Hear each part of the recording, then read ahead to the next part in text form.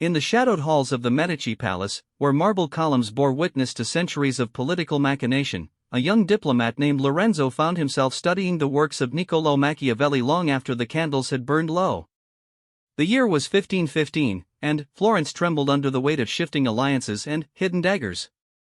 Lorenzo had been tasked with identifying threats to the Medici restoration, but what he discovered in those ancient texts would reshape his understanding of power itself. Machiavelli's quill had scratched across parchment with the precision of a surgeon's blade, dissecting the anatomy of human ambition. Men are so simple and so ready to obey present necessities, the master had written, that he who seeks to deceive will always find someone who will allow himself to be deceived. But beneath this cynical observation lay a deeper truth, one that Lorenzo would come to understand only through bitter experience. The first revelation came to him as he traced the margins of The Prince, where Machiavelli had noted the 7 archetypal figures who would inevitably emerge in any seat of power. These were not merely political rivals or obvious enemies, but something far more insidious, the saboteurs who wore the masks of allies, advisors, and friends. They operated not through open warfare but through the slow poison of undermining confidence, sowing doubt, and exploiting the weaknesses that every man carries within himself. Lorenzo's fingers trembled slightly as he read, "The man who destroys his weak self can never be destroyed by others." Here was the paradox that would define his journey. The true power lay not in conquering external enemies, but in recognizing and eliminating the vulnerabilities within oneself that made such sabotage possible. The first of these saboteurs Machiavelli identified was the flatterer, a figure Lorenzo recognized immediately in his own circle. This was not the obvious sycophant whose praise rang hollow, but the skilled manipulator who wove truth with falsehood so seamlessly that even the wisest could be deceived. Lorenzo recalled Cardinal Rossini, whose counsel had always seemed sage and whose manner suggested deep concern for Lorenzo's welfare. Yet gradually, Lorenzo began to notice how the cardinal's advice consistently led him toward decisions that benefited Rossini's own interests while subtly undermining Lorenzo's position with other nobles. The flatterer's method was elegant in its simplicity. Rather than offering crude praise, he would begin with genuine observations about Lorenzo's strengths, establishing credibility and trust. Then, with surgical precision, he would introduce subtle suggestions that played upon Lorenzo's pride and ambitions. "Your vision for Florence's future surpasses even that of your predecessors," the cardinal would say, before adding, "Perhaps it would be wise to act more boldly, to show the other houses that the Medici will not be constrained by outdated protocols." Such advice seemed reasonable, even wise, but it consistently positioned Lorenzo as reckless in the eyes of more conservative allies while feeding his ego with dangerous encouragement. Machiavelli had written extensively about such figures, noting that they succeeded because they understood a fundamental truth about human nature: every man possessed an idealized version of himself that he desperately wanted to believe was real. The flatterer's genius lay in speaking to this idealized self, making the target complicit in his own deception. Lorenzo began to see that his interactions with Cardinal Rossini followed this pattern precisely. The cardinal would describe the Lorenzo that Lorenzo wanted to be, then suggest actions that this imaginary Lorenzo would naturally take.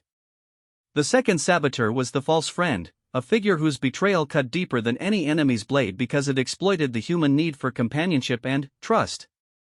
Lorenzo discovered this archetype in his childhood companion, Marco, who had shared his lessons, his adventures, and his confidences since boyhood. The false friend was perhaps the most dangerous of all saboteurs because their betrayal was rarely sudden or dramatic. Instead, it unfolded gradually, like a slow-acting poison that weakened its victim over months or years. Marco's method was to position himself as Lorenzo's most loyal confidant while systematically gathering information that could later be used against him. He would encourage Lorenzo to share his doubts, his fears, and his strategic thinking under the guise of offering support and friendship. "Tell me your concerns about the Pazzi negotiations," Marco would say with apparent sincerity. "Perhaps together we can find solutions." These conversations allowed Marco to map Lorenzo's psychological landscape, identifying vulnerabilities and pressure points that could be exploited when the time was right.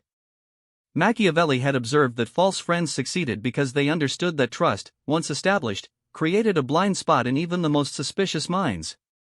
Lorenzo found himself sharing information with Marco that he would never have revealed to known rivals, precisely because their friendship seemed to place Marco outside the sphere of political calculation.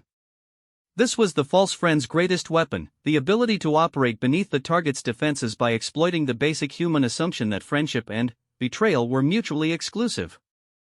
The insidious nature of this sabotage became clear to Lorenzo only when he discovered that Marco had been feeding carefully selected information to the Pazzi family for months, always framed in ways that made Lorenzo appear either weak or treacherous depending on what served Marco's purposes. The brilliance of the strategy lay in its deniability. Marco could always claim that he was merely sharing information that would eventually become public anyway, or that he was trying to build bridges between the families. The betrayal was complete, yet nearly invisible. The third archetype was the envious subordinate, a figure who appeared to serve faithfully while harboring deep resentment toward their superior's position and advantages. Lorenzo encountered this in his secretary, Pietro, a man of considerable intelligence and capability who had served the Medici family for over a decade. Pietro's sabotage was perhaps the most subtle of all, consisting not of dramatic acts of betrayal but of thousands of small failures, delays, and misunderstandings that gradually eroded Lorenzo's effectiveness. Pietro's method was to implement Lorenzo's instructions with just enough inefficiency or modification to ensure suboptimal outcomes. A letter that should have arrived before a crucial meeting would be delayed by a day due to unforeseen complications. Information that should have been summarized clearly would be presented in ways that obscured key points. Meetings would be scheduled at times that created conflicts with other important appointments, always with plausible explanations and apparent regret. Machiavelli had written that such subordinates were dangerous because their sabotage was nearly impossible to prove or punish. Pietro could always point to his years of service, his apparent dedication, and the plausible explanations for each individual failure. The pattern was clear only when viewed from sufficient distance, and, by then, the damage was already done. Lorenzo began to understand that the envious subordinates succeeded because they exploited the superior's dependence on delegation and the natural assumption that incompetence was more likely than malice. The fourth saboteur was the ambitious rival, different from obvious competitors because this figure operated from within the same organization or alliance. Lorenzo recognized this pattern in his cousin, Alessandro, who held a position of influence within the Medici hierarchy. Unlike external enemies whose hostility was acknowledged and planned for, the ambitious rival worked to undermine their target while maintaining the appearance of loyalty to the shared cause. Alessandro's technique was to support Lorenzo's initiatives publicly while privately working to ensure their failure or to claim credit for any successes. He would volunteer to handle crucial aspects of important projects, then execute them in ways that either failed or succeeded in ways that reflected poorly on Lorenzo's leadership. When successes occurred, Alessandro would ensure that his own contributions were widely known while Lorenzo's role was minimized or forgotten. Machiavelli had noted that ambitious rivals were particularly dangerous because they understood the internal dynamics of their shared organization better than any external enemy could. Alessandro knew which allies were most important to Lorenzo, which relationships were most fragile, and which accomplishments mattered most to Lorenzo's standing. This insider knowledge allowed him to target his sabotage with surgical precision, striking at the foundations of Lorenzo's power base while appearing to strengthen the organization as a whole. The fifth archetype was the fair-weather friend, a figure whose support evaporated precisely when it was most needed. Lorenzo had observed this pattern in several of his allies, but none so clearly as in Duke Ferdinando, whose friendship had seemed unshakable during times of prosperity and peace. The fair-weather friend was dangerous not because of active betrayal, but because their abandonment often came at moments when loyalty was most crucial. Ferdinando's method was to cultivate close relationships during good times, positioning himself as a trusted ally and confidant. However, this support was entirely contingent on Lorenzo's continued success and the absence of significant risk to Ferdinando's own interests. When the political winds began to shift and Lorenzo faced serious challenges from the Pazzi conspiracy, Ferdinando's support began to waver and eventually disappeared entirely, just when Lorenzo most needed unified support from his allies.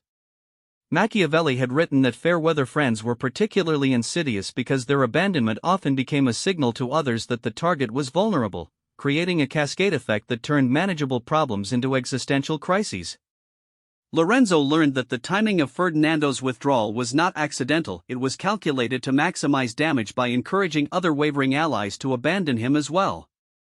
The sixth saboteur was the passive-aggressive, a figure who expressed hostility and resistance through inaction, delay, and subtle obstruction rather than direct confrontation. Lorenzo encountered this in the person of Senator Marcello, an older member of the city council whose cooperation was essential for implementing new policies. Marcello never directly opposed Lorenzo's initiatives, but somehow progress always stalled whenever his participation was required. Marcello's technique was to agree to requests and commitments while finding ways to avoid following through on them. He would attend meetings but remain largely silent during crucial discussions. He would promise to provide necessary documentation or support, then fail to deliver while offering explanations that were technically reasonable but clearly insufficient. Most frustratingly, he would often frame his obstruction in terms of concern for proper procedures or careful deliberation, making it difficult to challenge without appearing reckless or authoritarian.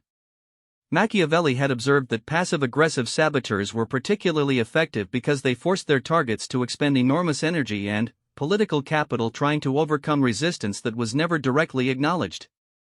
Lorenzo found himself in the exhausting position of trying to motivate someone who claimed to be motivated, coordinate with someone who claimed to be cooperative, and lead someone who claimed to be following. The seventh and, perhaps most dangerous saboteur was the manipulator, a figure who orchestrated conflicts and confusion while remaining above the fray themselves. Lorenzo discovered this archetype in the person of Count Vitelli, a seemingly neutral figure who had positioned himself as a mediator and peacemaker among the various factions of Florentine nobility. The manipulator's power came from their ability to influence outcomes without bearing responsibility for the consequences. Vitelli's method was to carefully feed different versions of information to different parties, creating misunderstandings and conflicts that served his interests while maintaining plausible deniability about his role in creating them. He would suggest to Lorenzo that certain allies were questioning his judgment, while simultaneously telling those allies that Lorenzo had expressed doubts about their loyalty. These interventions were always framed as helpful information sharing or attempts to prevent larger conflicts, making it nearly impossible to challenge them directly. Machiavelli had written that manipulators succeeded because they understood that most people preferred to believe in the possibility of neutral, helpful intermediaries rather than face the reality that such figures might be orchestrating the very conflicts they claimed to be resolving. Lorenzo began to realize that many of the disputes and misunderstandings that had plagued his recent political efforts could be traced back to Vitelli's helpful interventions. As Lorenzo studied these seven archetypes, he began to understand the deeper wisdom in Machiavelli's observation about destroying one's weak self. Each of these saboteurs succeeded by exploiting specific weaknesses in their targets: the need for validation that made one vulnerable to flatterers, the desire for friendship that opened one to false friends, the dependence on others that enabled envious subordinates and passive-aggressives, the trust in shared loyalties that allowed ambitious rivals and fair-weather friends to operate, and the hope for neutral mediation that gave power to manipulators. The pattern became clear: external sabotage was only possible because of internal vulnerabilities. The flatterer could only succeed with someone who needed constant validation of their worth and intelligence. The false friend required a target who was lonely or insecure enough to share confidential information inappropriately. The envious subordinate depended on a superior who was either too trusting or too overwhelmed to monitor performance carefully. The ambitious rival needed someone who was naive about the realities of organizational politics. The fair-weather friend could only damage someone who had built their strategy around unreliable alliances. The passive-aggressive required a target who lacked the will to enforce accountability. The manipulator needed victims who preferred comfortable illusions to uncomfortable truths. Lorenzo began to see that Machiavelli's insight went far beyond simple political advice. The destruction of the weak self was not merely a defensive strategy, it was a fundamental transformation that made one immune to these forms of sabotage. But this transformation required more than simply recognizing the archetypes. It demanded a complete re-examination of one's motivations, dependencies, and assumptions about human nature.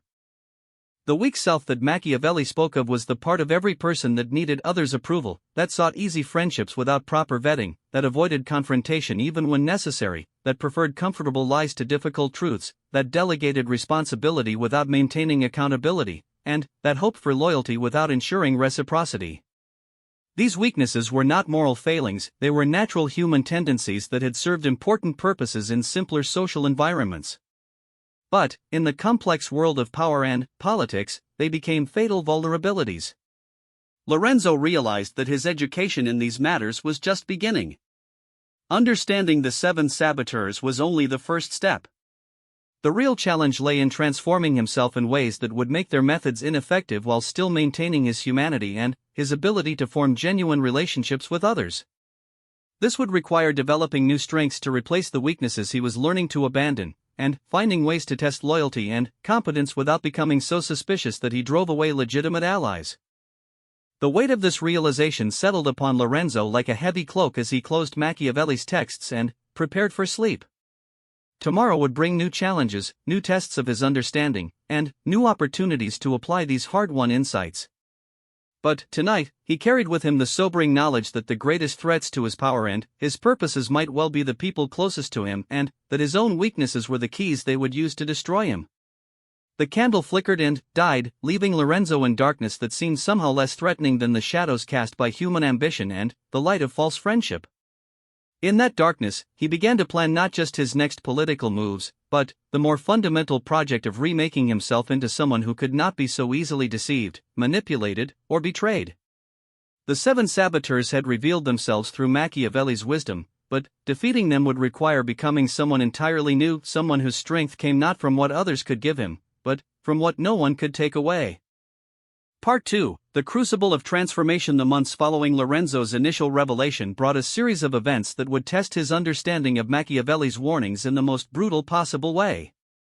The theoretical knowledge gained from late-night study sessions was about to collide with the harsh realities of Florentine politics, where a single misjudgment could mean exile, imprisonment, or death. The transformation from weakness to strength was not an academic exercise, it was a matter of survival. The first test came during the negotiation of a crucial trade agreement with Venice. Lorenzo had initially planned to rely on his established network of advisors and allies, but his newfound awareness of the 7 saboteurs made him reconsider every aspect of his approach. Cardinal Rossini, whom he now recognized as the archetypal flatterer, had volunteered to serve as the primary liaison with the Venetian delegation. Previously, Lorenzo would have accepted this offer gratefully, seeing it as a sign of the cardinal's loyalty and expertise. Now, he understood it as a potential trap. Instead of rejecting the cardinal's offer outright, which would have created suspicion and potentially driven a useful asset into the enemy camp, Lorenzo devised a more sophisticated response. He accepted the cardinal's participation but structured it in ways that limited the potential for sabotage while providing opportunities to gather intelligence about the cardinal's true intentions. Lorenzo assigned him to work alongside 2 other negotiators, ostensibly to ensure comprehensive coverage of all issues, but actually to create witnesses and cross-checks that would reveal any attempts at manipulation. The strategy proved its worth when Lorenzo discovered that Cardinal Rossini had been privately suggesting to the Venetians that certain concessions might be possible that Lorenzo had explicitly ruled out. The cardinal was positioning himself to claim credit if the negotiations succeeded while ensuring that Lorenzo would bear the blame if they failed. More dangerously, he was creating expectations among the Venetians that could only be met by compromising Florence's fundamental interests. Rather than confronting the cardinal directly, Lorenzo began implementing what Machiavelli had called the destruction of the weak self through strategic strength. The weak Lorenzo would have either exploded in anger at the betrayal or attempted to salvage the relationship through appeasement.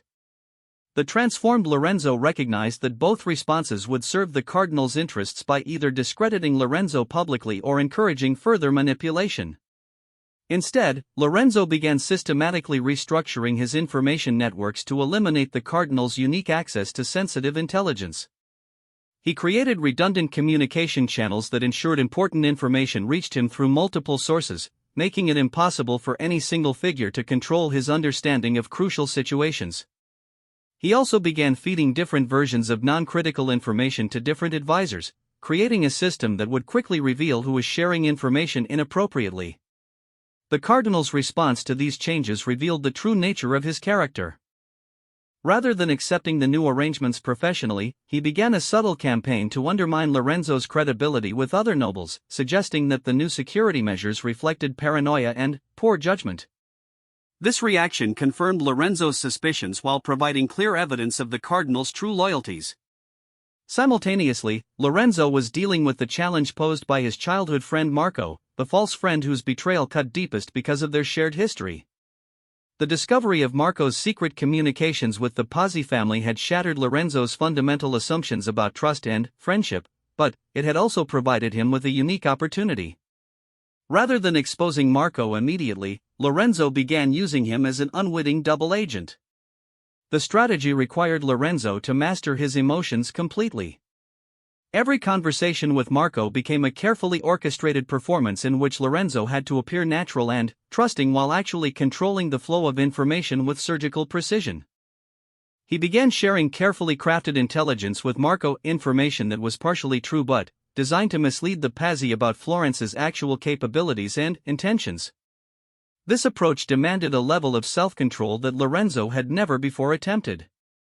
The weak self wanted to confront Marco about the betrayal, to demand explanations and apologies, to try to salvage what had seemed like a genuine friendship. The transformed self understood that these impulses were not only counterproductive but actually served the enemy's interests. Emotional confrontation would eliminate Lorenzo's intelligence advantage while potentially driving Marco toward more sophisticated forms of betrayal. The psychological toll of maintaining this deception was enormous. Lorenzo found himself questioning not only Marco's loyalty but his own judgment in trusting someone so completely. The experience forced him to confront uncomfortable truths about his own need for companionship and validation, needs that had made him vulnerable to exploitation. He began to understand that the weak self Machiavelli described was not a moral failing but a collection of psychological dependencies that could be weaponized against him. The situation with his secretary Pietro presented a different type of challenge.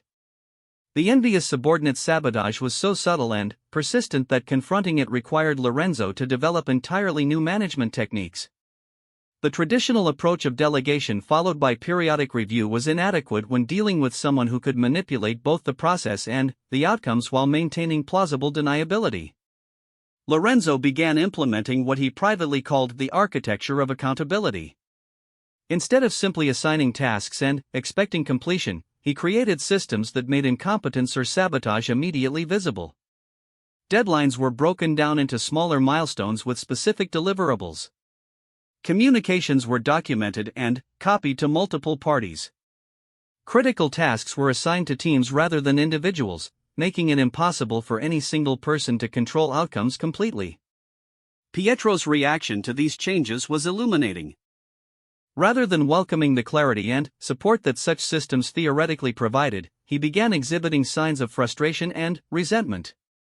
He complained that the new procedures were inefficient and showed a lack of trust in experienced staff. His resistance confirmed Lorenzo's suspicions while providing justification for even more stringent oversight. The challenge was implementing these changes without appearing tyrannical or paranoid to other staff members who were genuinely loyal and competent.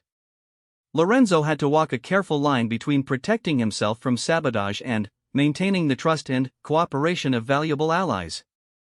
This required him to develop sophisticated communication skills, explaining the new procedures in terms of organizational improvement rather than suspicion of individual misconduct. The confrontation with his cousin Alessandro, the ambitious rival, demanded perhaps the greatest strategic sophistication. Alessandro's position within the Medici family hierarchy made direct confrontation potentially catastrophic for family unity, while his intimate knowledge of internal dynamics made him uniquely dangerous. Lorenzo needed to neutralize Alessandro's ability to sabotage while avoiding a public conflict that could split the family into hostile factions. Lorenzo's approach was to gradually shift Alessandro's responsibilities away from areas where sabotage could be most damaging while simultaneously creating new roles that satisfied Alessandro's ambitions without providing opportunities for betrayal. This required careful negotiation with other family members and allies, presenting the changes as organizational improvements rather than punitive measures. The key insight was that Alessandro's ambition itself could be redirected rather than simply suppressed. Lorenzo began identifying projects and opportunities that would advance Alessandro's career while serving Florence's interests and reducing his access to sensitive information. This approach acknowledged the reality of Alessandro's motivations while channeling them in less destructive directions. The strategy succeeded partly because it addressed Alessandro's underlying concerns rather than simply trying to prevent their expression. Alessandro's sabotage had been motivated by fear that Lorenzo's success would diminish his own prospects within the family hierarchy. By creating legitimate pathways for Alessandro's advancement, Lorenzo reduced the incentive for continued betrayal while maintaining family solidarity. Duke Ferdinando, the fair-weather friend, presented a different challenge because his abandonment during times of crisis was predictable but still damaging. Lorenzo's approach was to gradually reduce his dependence on Ferdinando's support while maintaining the appearance of continued friendship. This required building alternative alliances and resources that could compensate for Ferdinando's inevitable betrayal. The process taught Lorenzo important lessons about the difference between genuine alliances and mere convenience arrangements. Ferdinando's support had always been conditional on Lorenzo's continued success, making it essentially worthless during the times when support was most needed. Lorenzo began distinguishing between allies who shared his fundamental interests and those who simply found cooperation temporarily convenient. This analysis led Lorenzo to restructure his entire network of relationships, prioritizing depth over breadth and reliability over immediate convenience. He began investing more heavily in relationships with figures who had demonstrated loyalty during previous crises, while reducing his exposure to fair-weather friends who could be expected to abandon him when circumstances became difficult. Senator Marcello, the passive-aggressive, required yet another approach. Direct confrontation with passive resistance often proved counterproductive, as it allowed the saboteur to claim victimization while continuing their obstructionist behavior.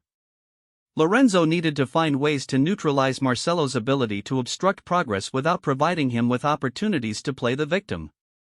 The solution was to restructure decision-making processes to minimize Marcello's veto power while maintaining the appearance of inclusive consultation. Lorenzo began creating alternative pathways for policy implementation that did not require Marcello's active cooperation, while simultaneously documenting his obstructionist behavior in ways that made it visible to other stakeholders. This approach required patience and careful documentation, as the goal was to demonstrate a pattern of obstruction rather than to win any single confrontation. Lorenzo began keeping detailed records of commitments made and not kept, deadlines missed, and opportunities lost due to Marcello's inaction. Over time, this documentation made Marcello's behavior impossible to ignore or rationalize away. Count Vitelli, the manipulator, posed perhaps the greatest intellectual challenge because his methods were so sophisticated and his position as a supposed neutral mediator made direct confrontation problematic. Lorenzo's approach was to gradually reduce Vitelli's access to confidential information while creating independent verification systems for any intelligence he provided. The key was recognizing that Vitelli's power came from his ability to control information flows between different parties. Lorenzo began establishing direct communication channels with other key figures, bypassing Vitelli's mediation while maintaining polite relations with him. This reduced Vitelli's ability to manipulate situations while avoiding direct confrontation that could escalate into open conflict. Lorenzo also began paying careful attention to the patterns in conflicts and misunderstandings that seemed to follow Vitelli's interventions. By documenting these patterns, Lorenzo was able to identify Vitelli's methods and develop countermeasures that would limit his effectiveness without exposing Lorenzo's awareness of his manipulations. Throughout this period of intense political maneuvering, Lorenzo was simultaneously working on the deeper project of personal transformation that Machiavelli had identified as essential. The external strategies for dealing with saboteurs were only effective if supported by internal changes that eliminated the psychological vulnerabilities that made sabotage possible in the first place. The process of destroying the weak self proved to be far more challenging than Lorenzo had anticipated.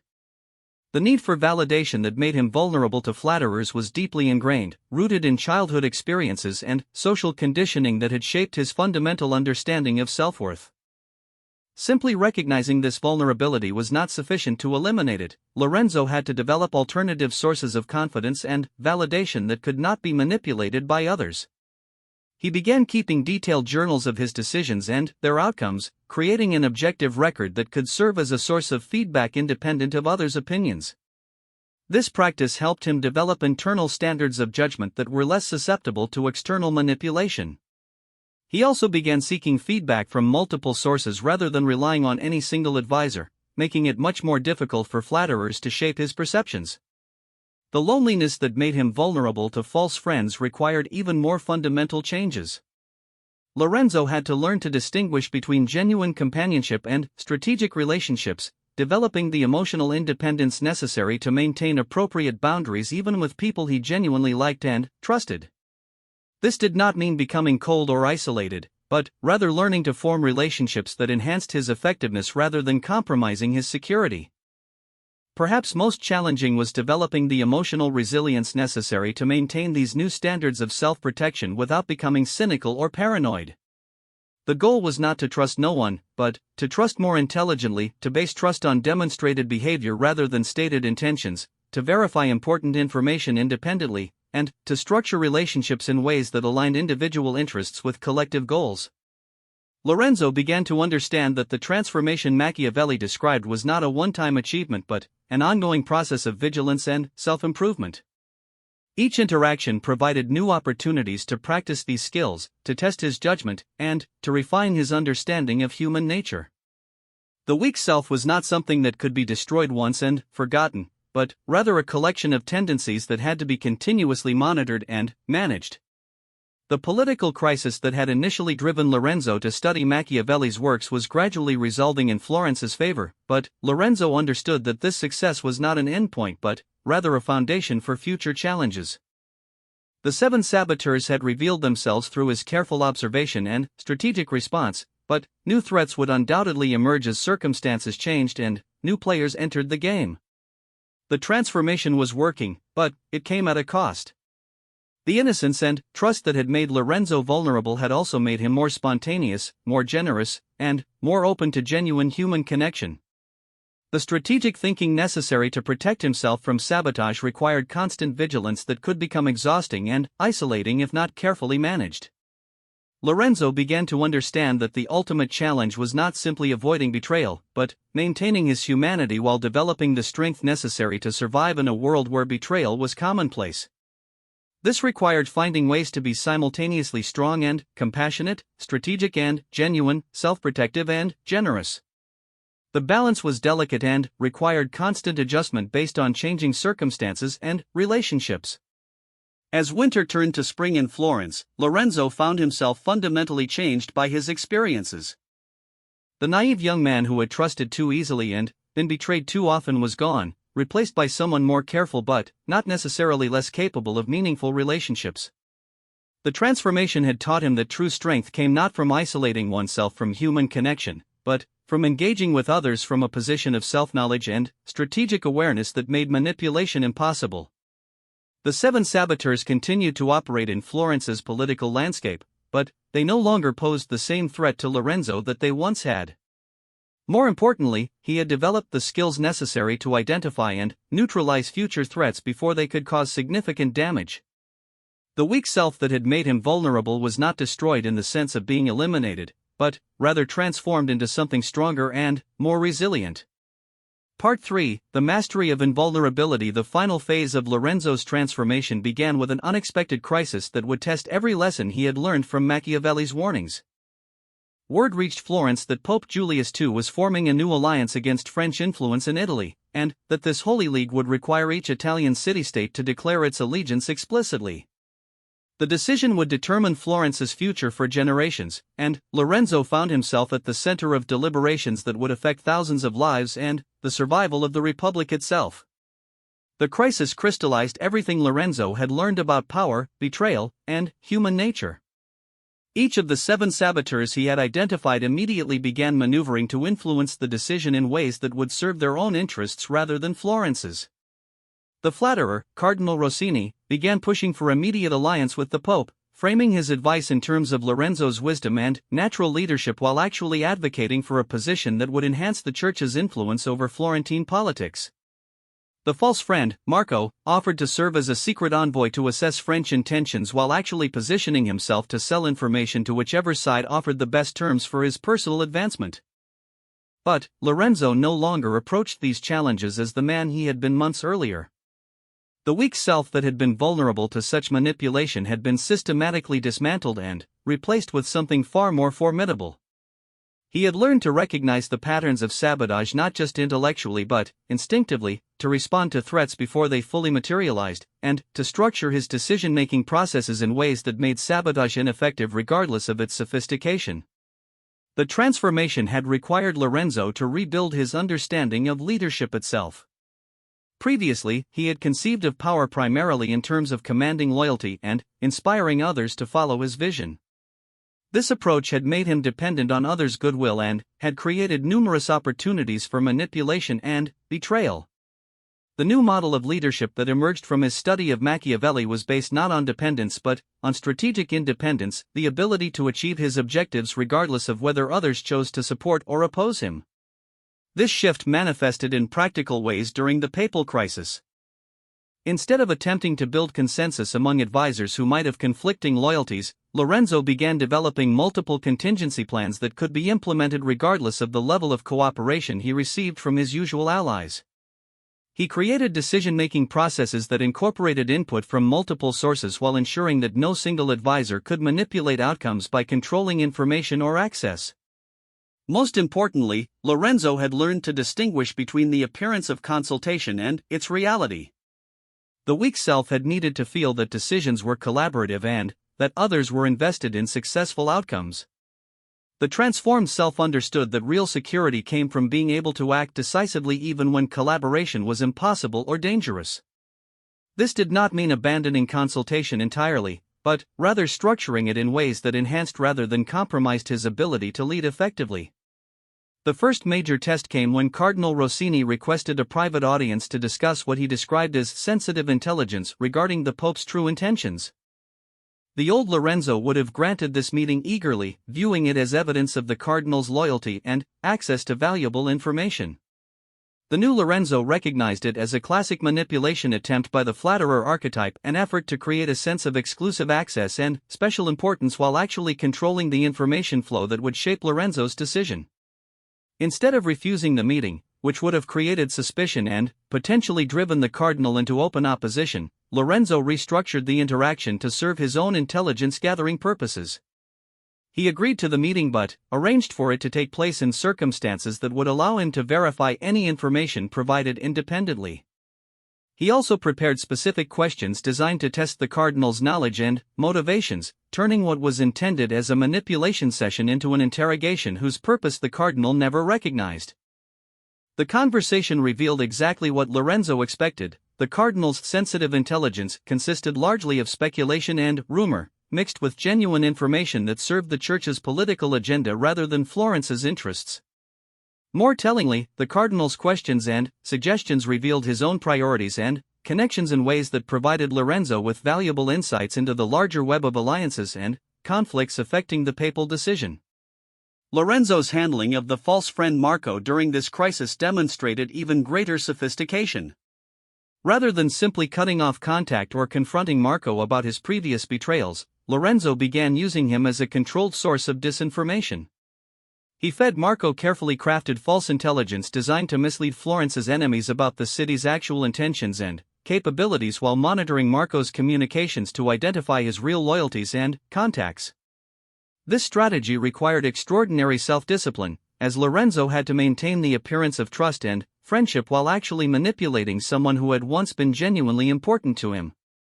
The personal cost was significant. Lorenzo found himself grieving not just for the friendship he had lost, but for the innocence that had made such friendship seem possible. Yet he recognized that this emotional discipline was essential for protecting not just himself but the thousands of Florentines whose lives depended on his decisions. The technique proved remarkably effective.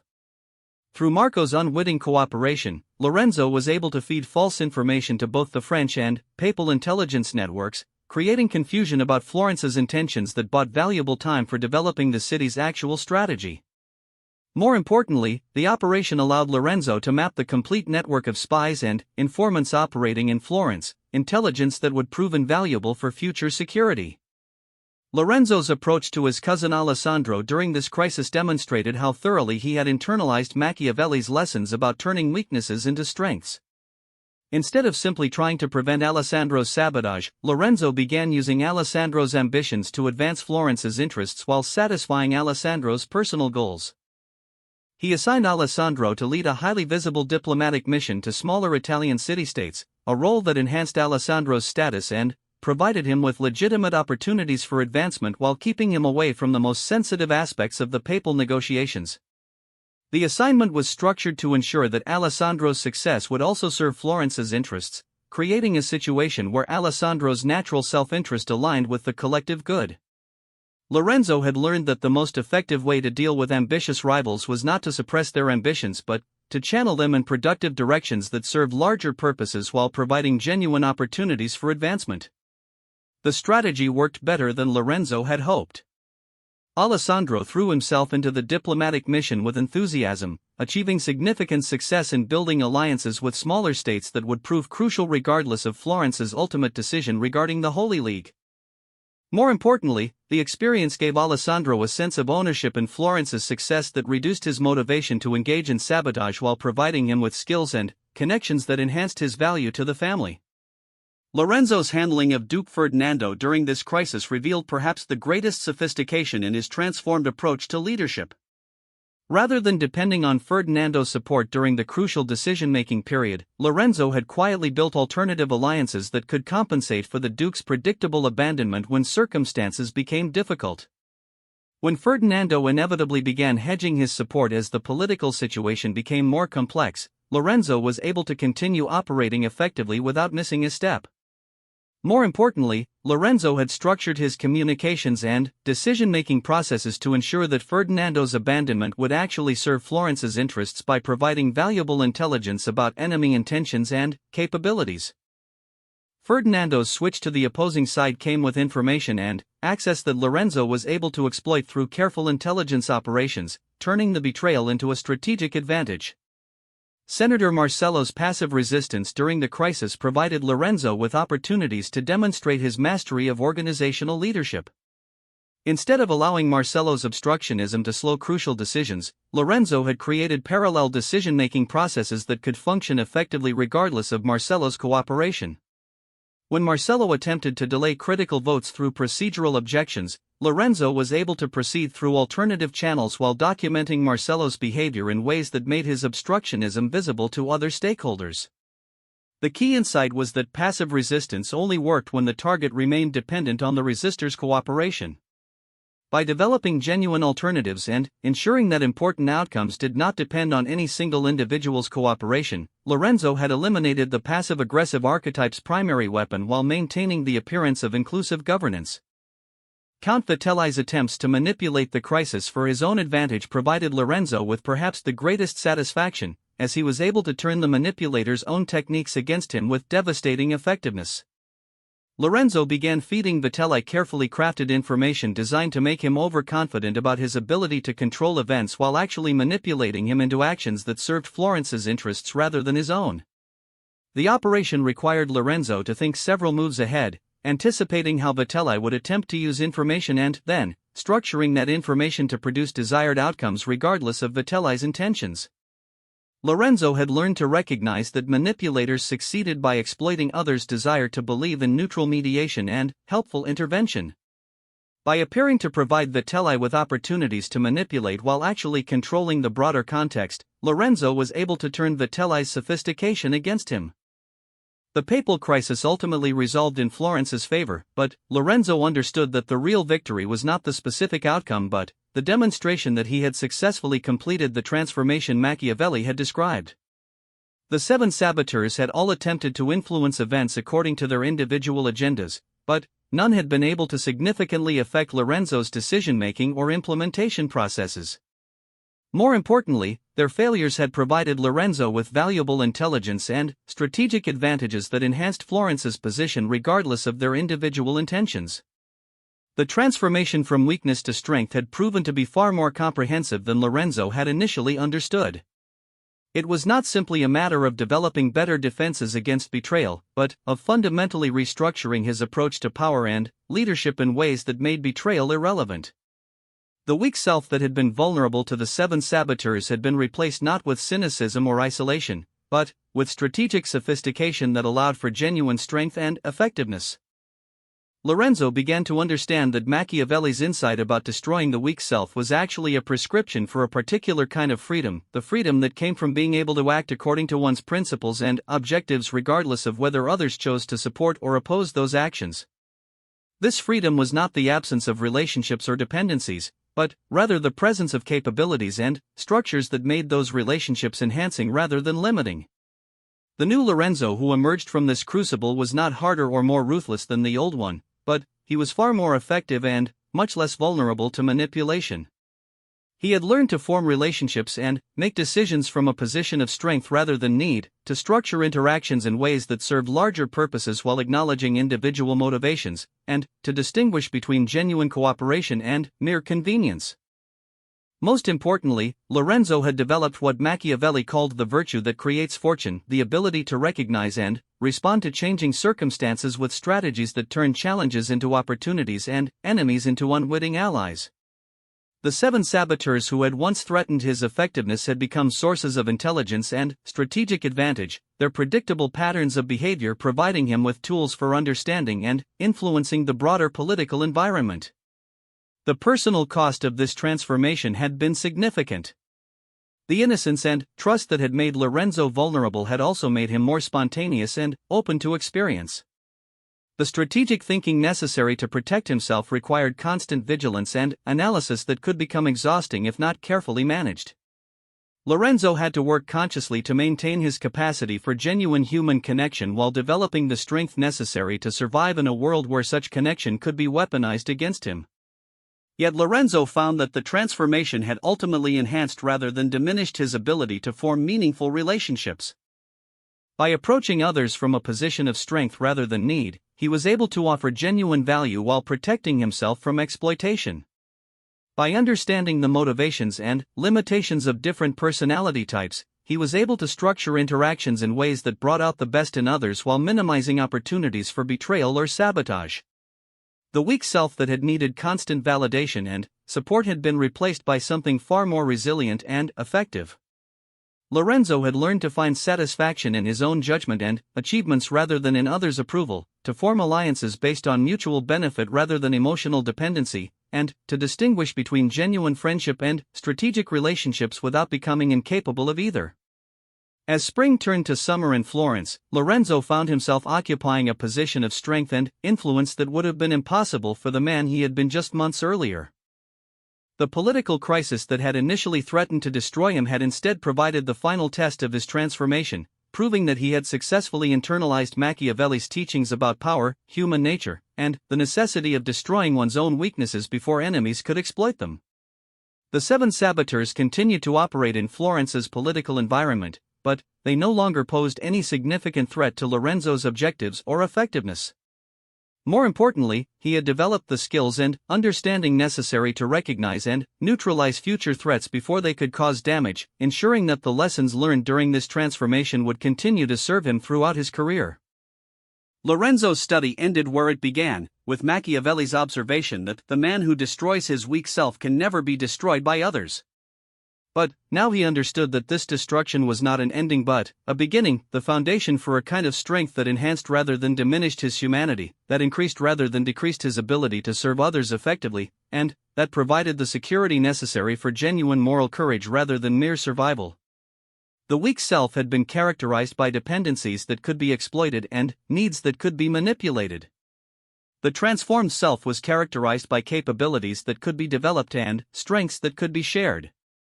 Lorenzo had learned to lead not by making others dependent on him, but by making himself genuinely valuable to others while remaining fundamentally independent of their approval or cooperation. This independence was not isolation or selfishness, but rather the foundation for authentic generosity and genuine courage.